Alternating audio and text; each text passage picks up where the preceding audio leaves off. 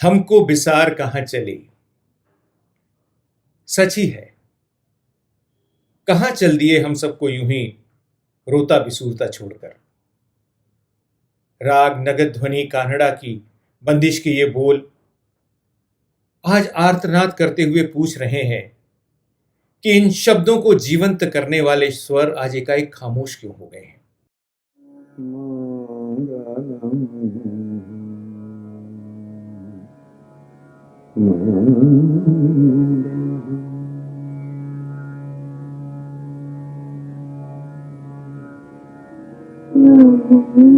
मंगलम भगवान विष्णु मंगलम गरुड़ाध्वज मंगलम भगवान विष्णु मंगलम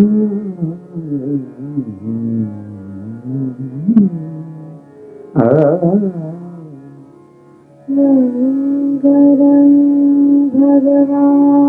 विष्णु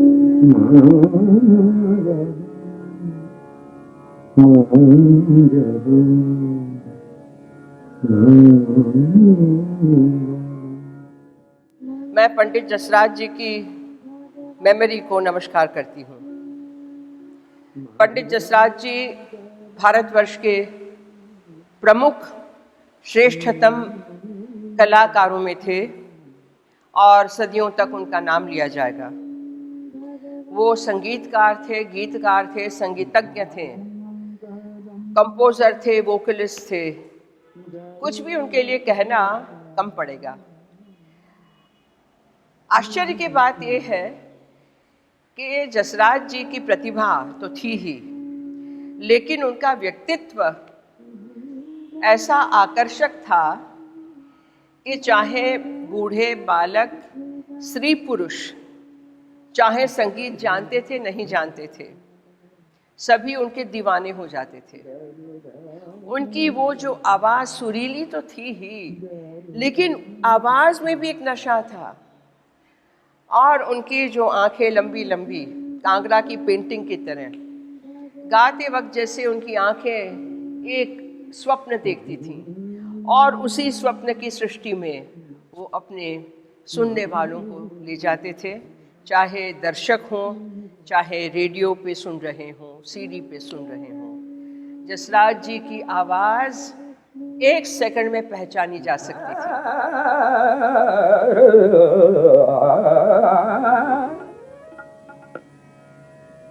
जिंगर बाबू, जिंगर बाबू। मैं नहीं मानता क्यों मरे हैं, वो मर सकते हैं, वो हमारे बीच रहेंगे, गाते रहेंगे और सबको संगीतमय जैसा होता है ना, जिसको कहते हैं संगीत सुर चारों तरफ भर देंगे उनके परिवार में।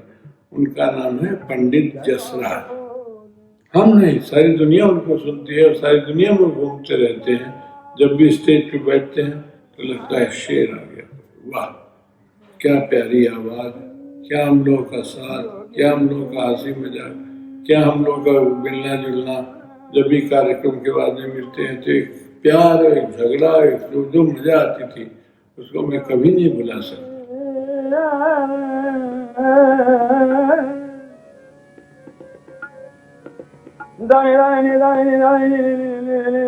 Pandit Jasraj was considered to be a giant of the Mayawati Gharana, and Jasraj ji dominated Indian classical music for well over 7 to 8 decades, illuminating the music field with his wonderful and blissful and divine music.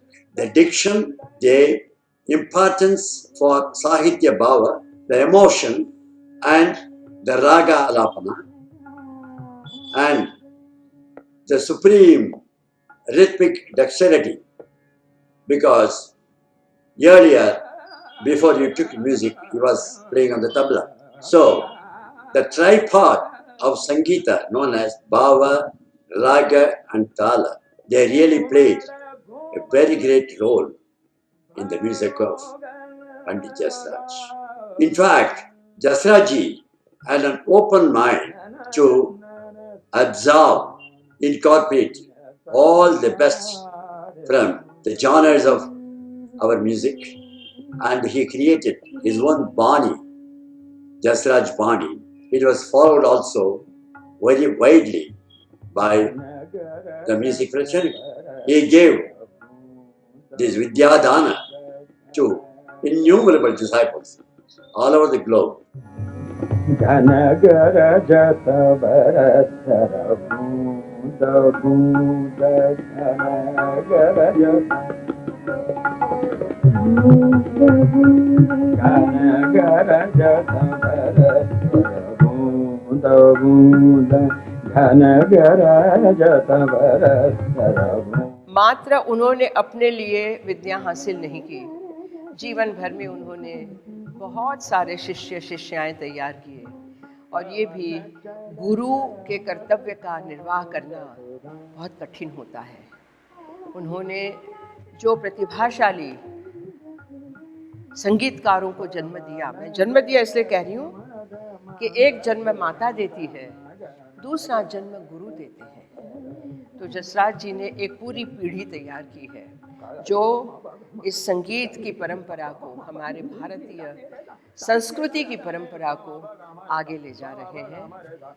मुझे पूरा विश्वास है जसराज जी का नाम रसराज की तरह वर्षों तक लोगों को याद रहेगा। आने वाली पीढ़ियाँ उनका संगीत सुनेंगी, उनका दर्शन करेंगी, और जसराज जी के आशीर्वाद पूरे संगीत के परिवार पे बरसते रहेंगे। जय हो जसराज जी, आपको कभी भारतवर्ष नहीं भूलेगा।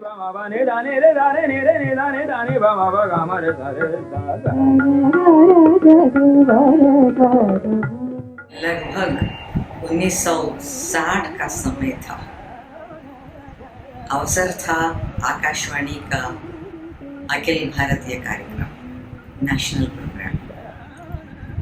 उन दिनों युवा कलाकारों के लिए विशेष करके 45 मिनट दिए जाते थे। तो उस दिन के कार्यक्रम में पहले मेरा वायलिन वादन था 45 मिनट। उसके बाद पंडित जसराज जी और उनके बड़े भाई पंडित मणिराम जी दोनों मिलकर के युगल गायन का कार्यक्रम था। पंडित जसराज जी और पंडित मणिराम जी से मिलने का मुझे पहली बार अवसर मिला उस समय। उसके बाद तो कई जगह कई अवसरों पर सम्मेलनों में प्रोग्राम्स वगैरह में मिलते थे, बातचीत होती थी। पंडित जसराज जी कितने बड़े विद्वान कलाकार थे। उनके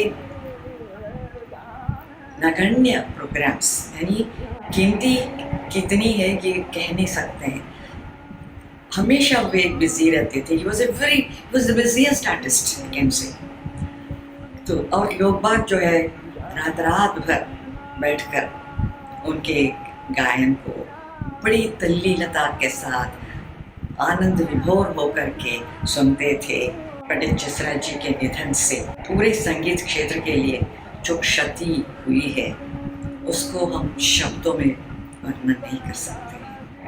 उनका संगीत जो है हमेशा अमर रहेगा और उनके लिए, उनके गायन शैली के लिए एक विशिष्ट स्थान हमेशा रहेगा।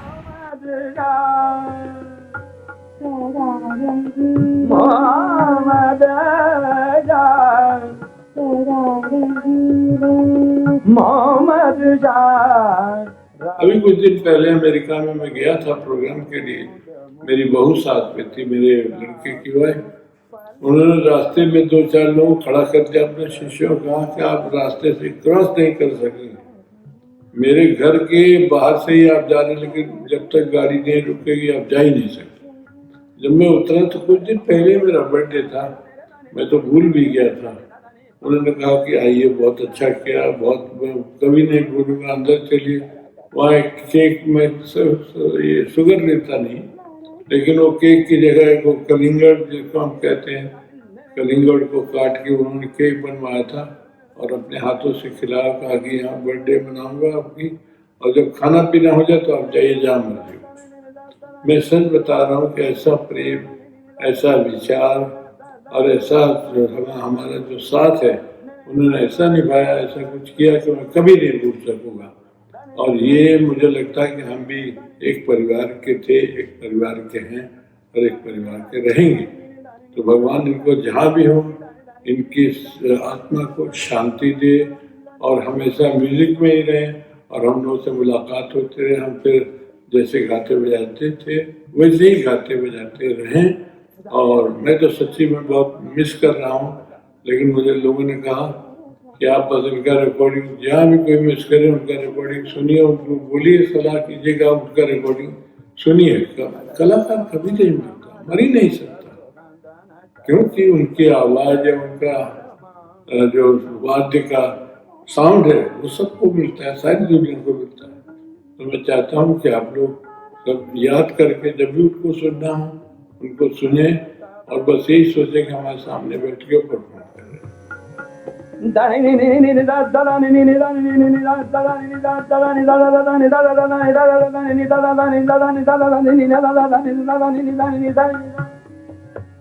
A memorable Jugalbandi concert in which I played on the mridangam when Panditji and another legend, Dr. M. Balamurali Krishna, participated in Jugalbandi, which was considered to be one of the memorable concerts in Chennai several decades before. The next is Panditji has got a lot of affection for me and has got a lot of regard for my art also. He invited me when his daughter Durga Jasraji, she arranged a series of recordings by illustrious artists of India. And Panditji wanted that I should play the Mridangam solo. And I went to Mumbai at the time and I accepted the invitation, played, in which recording Panditji was there throughout, he was there present and enjoyed my recital. The third, Panditji knows I belong to the direct Sishya Parampara of Saint Tyagaraja.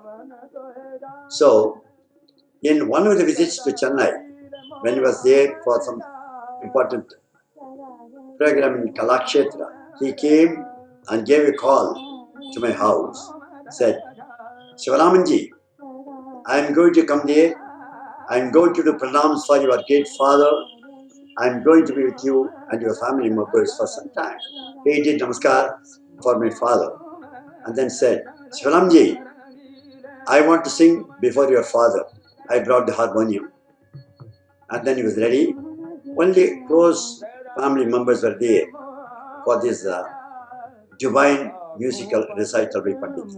Affection with which he moves with all people, not only musicians, with upcoming musicians, with the lovers of music, and with all people who really approach him. And as he enters the auditorium, he only greets the audience with the resonant Jai Ho, that is the greatness of Pandit Jasraj.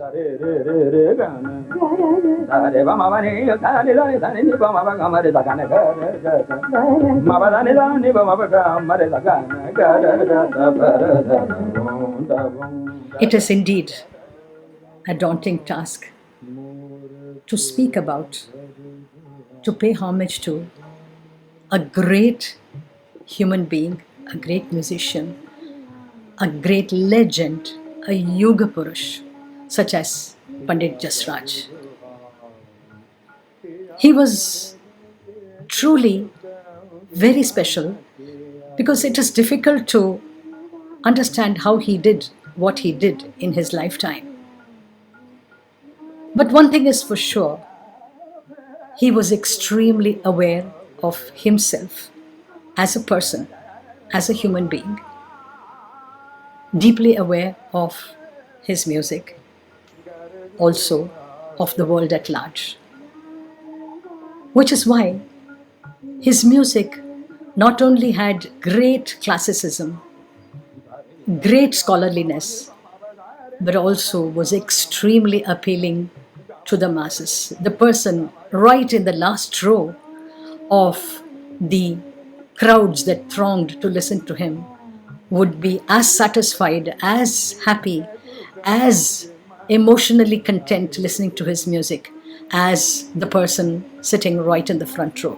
He was the stuff of musicians that we talk about, who can bring rain when they sing, or who can light lamps when they sing a particular raga. सोलह सिंगार को ताज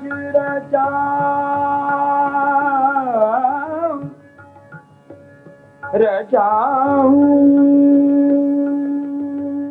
संगीत मार्तंड पंडित जसराज जी का देहांत, ये हमारे शास्त्रीय संगीत और भक्ति संगीत, इनको बहुत बड़ी क्षति हुई है। पिछले 70-75 साल से पंडित जी ने अपने गायन से आम श्रोताओं को और संगीत के जानकार लोगों को अपनी गायकी से, अपने गायन से भाव विभोर कर दिया था। उनका खुद का एक जो मेवाती घराना है, उसको एस्टेब्लिश करके उन्होंने उसमें नई नई रचनाएं बहुत पेश की और उसके बाद में ये विद्या उन्होंने बहुत लोगों को सिखाया। सिर्फ इंडिया में भी नहीं, अमेरिका में भी उन्होंने बहुत लोगों को सिखाया। वहाँ स्कूल भी उन्होंने उसके निकाले हैं और वहाँ भी प्रसार किया। वैसे पंडित जी की गायकी इतनी आकर्षक थी कि आम लोग और जानकार लोग दोनों उनके गाने के भक्त थे। उन्होंने ख्याल और इतने कुछ अनवट राग भी पेश किए हैं, लेकिन वो सब आम लोगों तक पहुंचते थे। ये उनका बहुत बड़प्पन है। उनका गाना सुनने के बाद लोगों को ये गाना बहुत मुश्किल है, कठिन है, ऐसा नहीं लगता था। ये बहुत, इसके लिए उन्होंने मेहनत किया है और बहुत सोचा है, और इसलिए उनको पूरे वर्ल्ड में इतनी लोकप्रियता मिली है। और उसका भारत सरकार ने भी उनको बहुत बड़े बड़े पुरस्कार दिए हैं। फॉरेन के भी देशों ने उनका बहुत बड़ा सम्मान किया है। ऐसे कलाकार सालों साल के बाद एक हाथ तैयार होते हैं।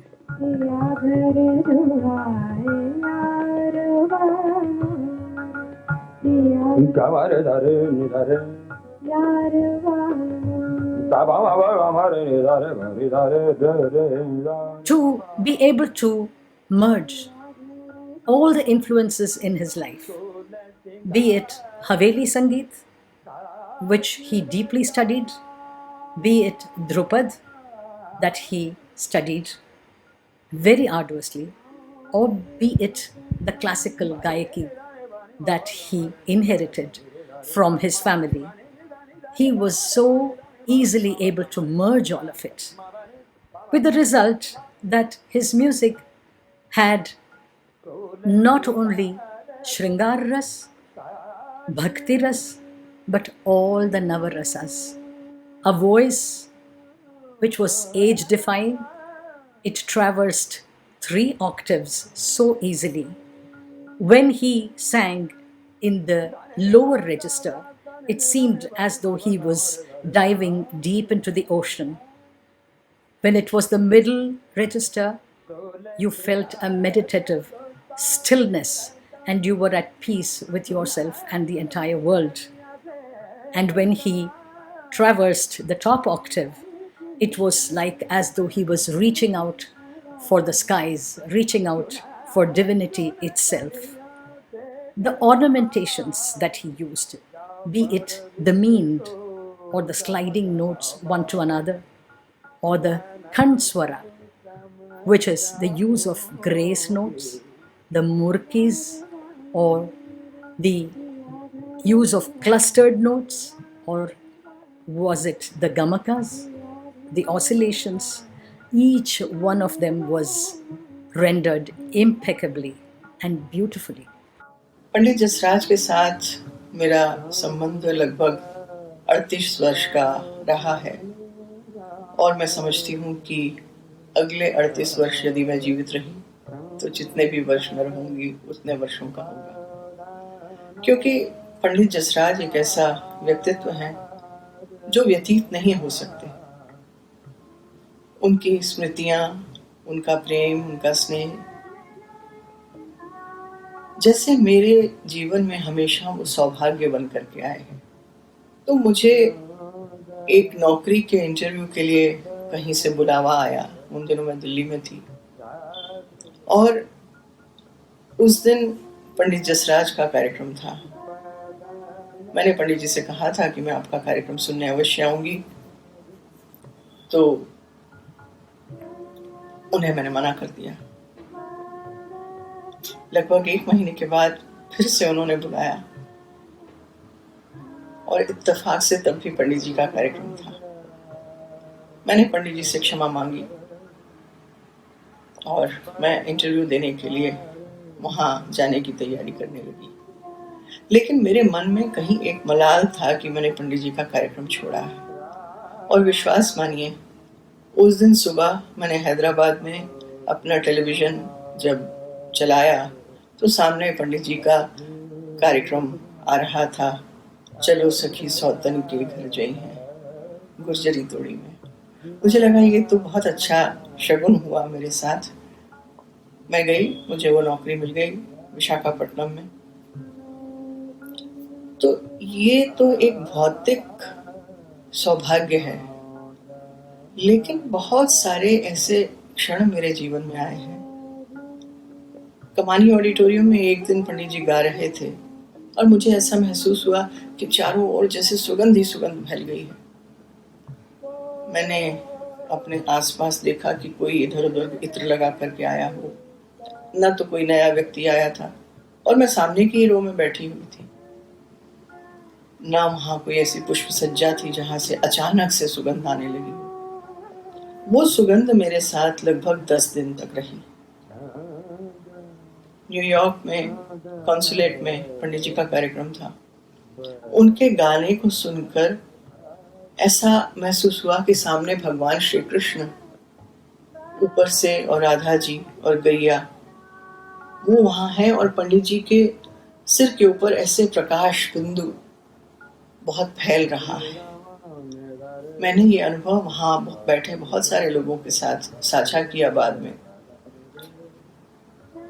तो यकीन मानिए कि अनेक लोगों ने कि कहा कि उन्हें भी वैसा ही अनुभव हुआ था। ये बात अलग है कि अब मुझे कृष्ण जी के दर्शन हुए थे तो किसी को भगवान राम के, किसी को विष्णु के, दूसरे धर्म के लोगों को भी अपने अपने गुरुजनों के अनुभव हुए थे। ये कोई छोटी बात नहीं है। हेलो नाम संग हेलो नाम संग होरी, हेलो नाम संग होरी,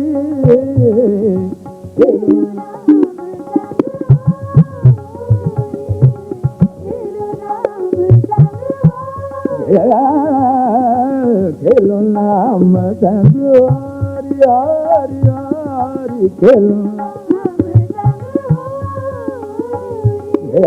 खेलो नाम संग हरि, खेलो नाम संग Hari. He was one person who I thought had a velvet voice.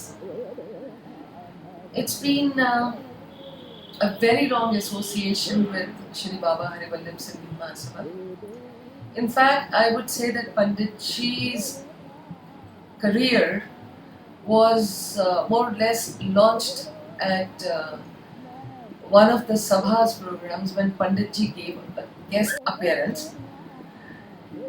It was like 10 minutes slot was given to him, and when he started singing, the whole crowd was spellbound. He was appreciated so much that later on it became almost like a yearly pilgrimage for him and for all of us to have him with us. Pandit Ji, about 10 years ago, I remember that about 10 years ago when we were giving him the Lifetime Achievement Award, Pandit Ji just took the mic from me and he said, "Hey Purnima ji, अभी तो मुझे बहुत गाना है, मुझे कहाँ तुम Lifetime Achievement Award दे रहे हो? मैं तो हर साल आऊँगा और हर साल गाऊँगा." और उसके बाद भी पंडित जी, he kept on coming. I think he came about 3-4 times after that.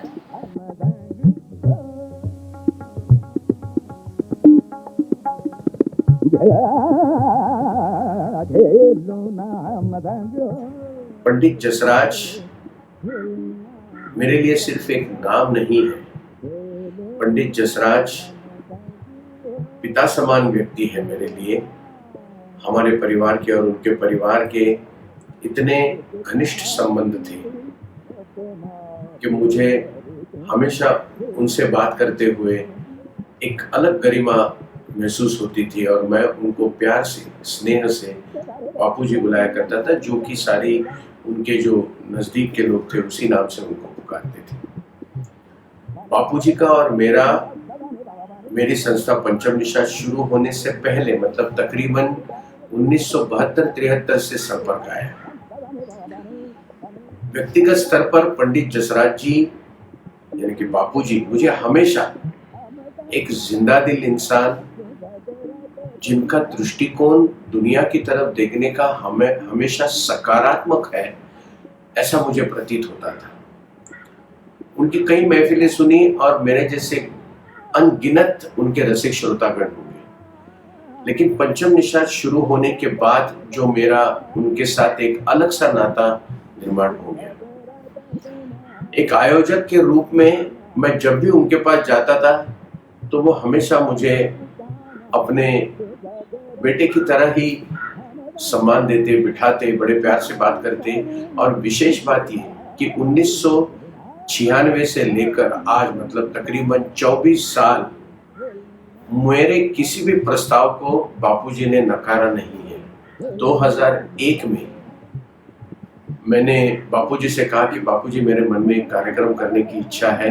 आप, मेरे पिताजी जो कि संगीत की दुनिया में पंडित सी.आर. व्यास के नाम से जाने जाते थे, तो मेरे पिताजी और भारत रत्न पंडित भीमसेन जोशी, इन तीनों को इकट्ठा रंगमंच पर लाने की मेरी मनीषा थी और मैं चाहता था कि अलबत्ता एक के बाद एक इस कार्यक्रम का आयोजन किया जाए। और मैंने सोचा कि मैं पहले किससे बात करूं, तो पिताजी से बात करने से पहले भी मैंने बात छेड़ी बापूजी के साथ, क्योंकि मुझे विश्वास था कि वो मेरे इस प्रस्ताव को सकारात्मक दृष्टि से ही देखेंगे और संगीत के लिए जो मैं करना चाहता हूँ ये उन तक पहुंच जाएगा।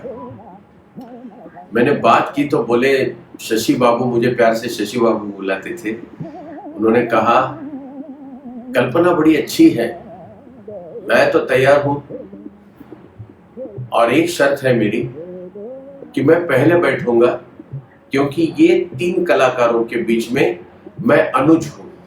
ये उनका जो प्यार, इनका स्नेह, उनका विश्वास और संगीत के प्रति जो असीम श्रद्धा थी और तपस्या, जिस कार्यक्रम के अंतर्गत ये 3 युग प्रवर्तक गायक अलग अलग घराने से, ये तीनों गायकी का एक समग्र सांगीतिक दर्शन रसिक श्रोतागण को उन्होंने अपने कंठ द्वारा जो दिया है, वो संगीत के इतिहास में एक तारीख बन के रह जाएगा।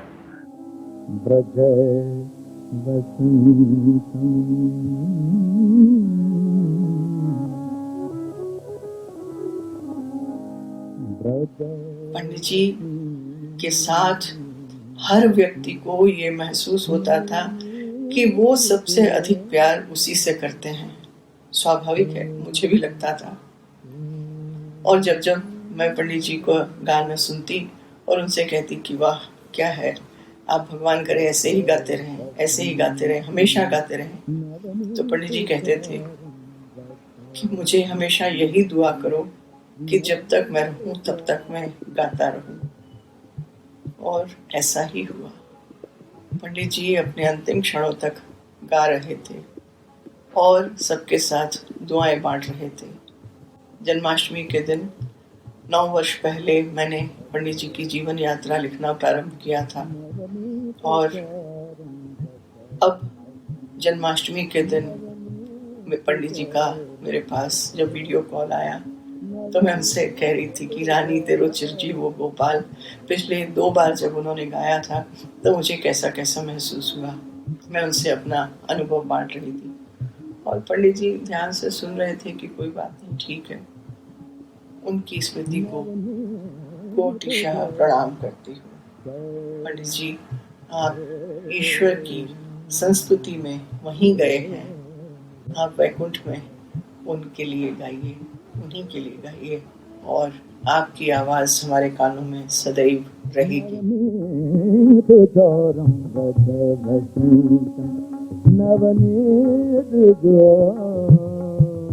बचपन से उनका संगीत तो सब लोग सुनते आ रहे हैं और वो कैसे थे, उनकी आवाज़ कैसी थी, उनकी गायकी क्या थी इत्यादि के बारे में टिप्पणी करना मेरे जैसे छोटे आदमी के लिए एक बेअदबी की बात होगी कि उन्होंने अपनी एक शैली, अपनी एक स्टाइल विकसित की, जो बहुत मुश्किल बात है। और 2-3 पीढ़ियाँ शिष्यों की दुनिया भर में निर्माण की और संगीत को एक मधुर और फिर भी शास्त्रीयता में जड़ा हुआ ऐसा एक आयाम दिया। मेरे पिताजी पंडित भीमसेन जोशी जी, और उनका स्नेह बहुत गहरा था, बल्कि एक फिल्म में एक साथ गायन भी उन्होंने किया हुआ है। खासकर पूना में अभी पिछले कुछ दहाइयों से हर साल हमारे पिताजी का आयोजित किया हुआ सवाई गंधर्व महोत्सव, वहाँ हर साल वह आकर हमें अपना संगीत सुनने का सौभाग्य प्रदान करते थे।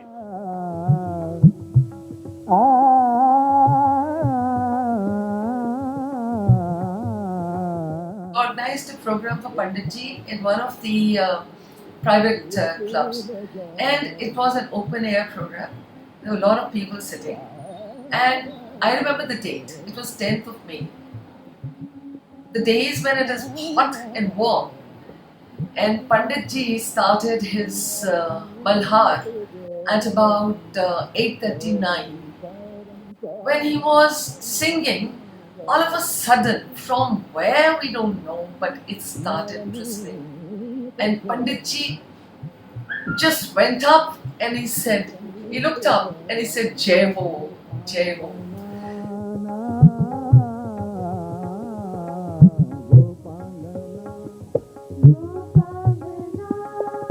2002 में मैं उनके पास गया। मैंने कहा बापूजी, सवेरे के राग रागिनियां कहीं होते नहीं हैं, तो मेरी इच्छा है कि मैं एक स्पिरिचुअल मॉर्निंग कॉन्सर्ट सवेरे 6 बजे आपसे शुरू करना चाहता हूँ। तो बापूजी ने मुस्कुराते कहा, हर तेरी संकल्पना के लिए क्या तुम्हें मैं ही मिलता हूँ? तो मैंने कहा नहीं बापूजी, इस कार्यक्रम की जो स्पिरिचुअलिटी कॉन्सर्ट की कॉन्सेप्ट है, उसमें मुझे आपसे बेहतर कलाकार दूसरा कोई दिखाई नहीं देता है इस संकल्पना के अंतर्गत, और मेरी इच्छा है कि आप सहयोग दें। मेरे पास कोई प्रायोजक नहीं है, मैं पूरे अपने बलबूते पे करना चाहता हूँ। उन्होंने मुझे रोक लिया और इतना ही कहा, आपने कह दिया मैं पहुंच जाऊंगा।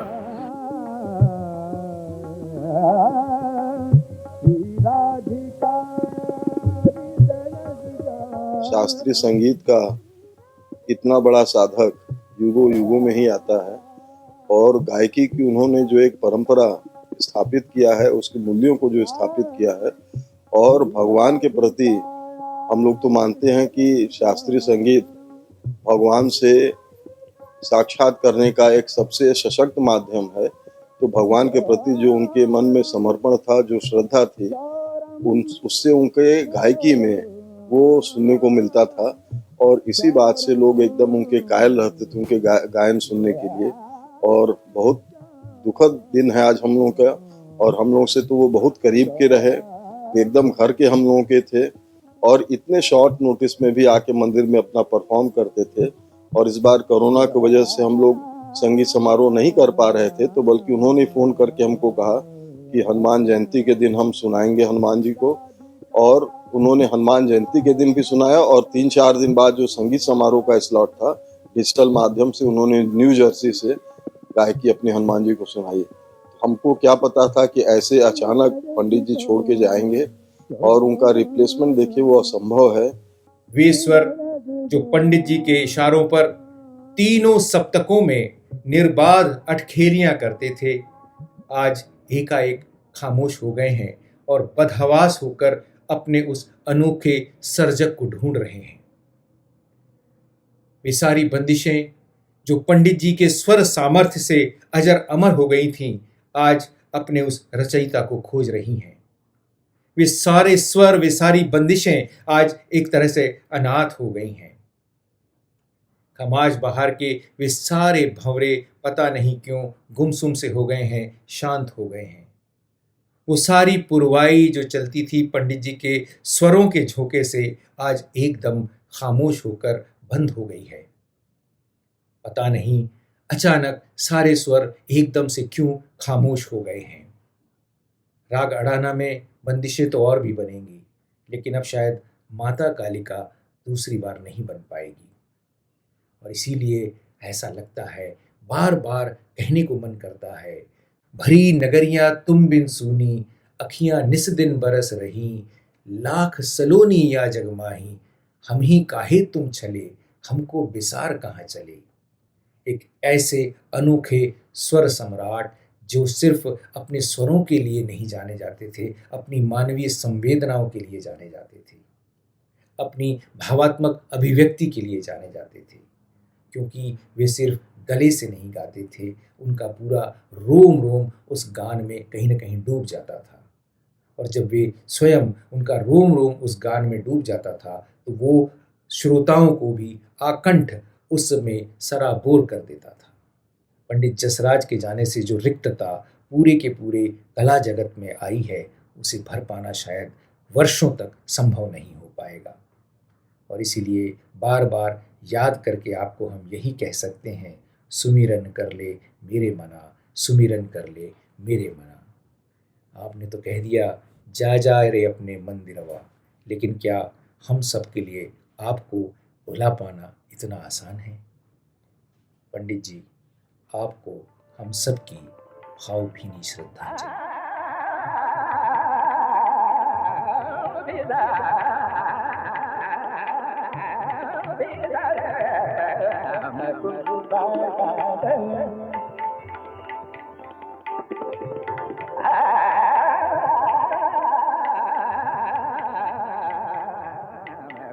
बिसार का चले, बिसार का चले, बिसार का चले, सरोने दे।